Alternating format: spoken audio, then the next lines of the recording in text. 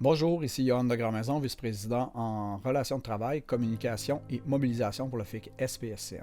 Je vous fais une vidéo aujourd'hui pour démystifier un peu ce qui a été dit sur la place publique par le gouvernement concernant la flexibilité et la mobilité dite volontaire.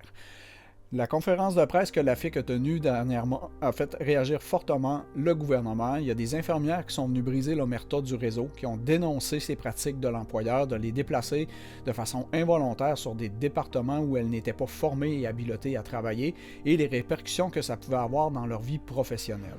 Le gouvernement a ressorti de son mutisme après 2 mois d'absence dans les médias concernant les négos en pleine fin de semaine et il a rebondi sur cet événement-là pour essayer de manipuler un peu l'opinion publique. Donc, ils ont envoyé Sonia Lebel. Sonia est venue dire à la population, vous savez, les ententes de principe qu'on a signées avec le Front commun, les notions de déplacement sont sur une base volontaire.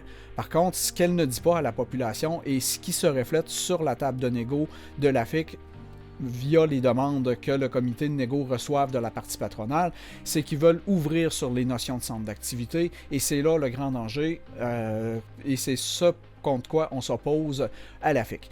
La notion de centre d'activité, vous le savez, c'est ce qui fait partie d'une constituante de poste. Quelqu'un qui a un poste simple à temps complet va avoir un seul centre d'activité sur son poste.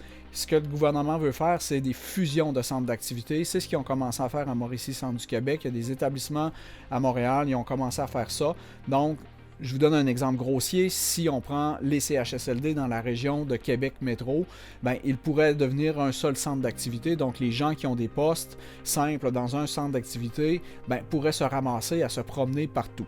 Si on pousse la logique un peu plus loin, on pourrait aussi avoir un peu les effets qu'on a eu dans le délestage des gens qui ont des postes en GMF, en périnate, en santé scolaire, en santé publique. Ben, il se ferait fusionner avec des centres d'activité qui sont des soins de nature non compatibles. Donc, pour pouvoir combler les écarts qu'il y a la fin de semaine, ben, il les enverrait tout simplement dans des CHSLD. Ils pourraient faire ça avec des infirmières du SAD ou ce qui se ramasserait à faire leur caseload qui est déjà en surcharge et qui devrait couper une journée dans la semaine pour pouvoir aller travailler dans ces centres d'activité-là 24/7.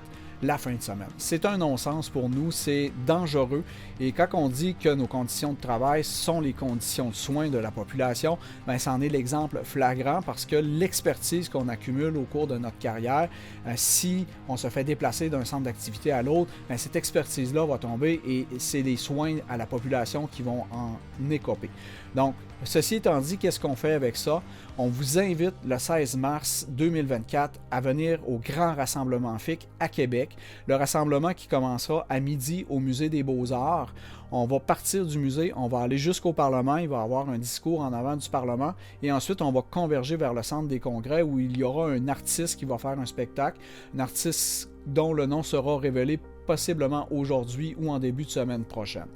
Pourquoi c'est important d'être là? C'est pour envoyer un message clair au gouvernement qu'on est encore mobilisé et déterminé à maintenir notre position sur cette flexibilité et cette mobilité-là dite volontaire, alors qu'on sait très bien qu'elle sera involontaire, qu'elle deviendra une constituante de poste.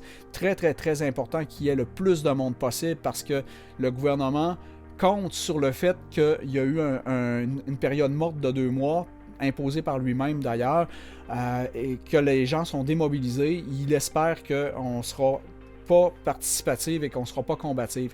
Venez leur montrer, les guerrières du réseau, qu'on va tenir notre bout et qu'on va empêcher ce gouvernement-là de détruire nos conditions de travail et par la bande de détruire les conditions de soins à la population.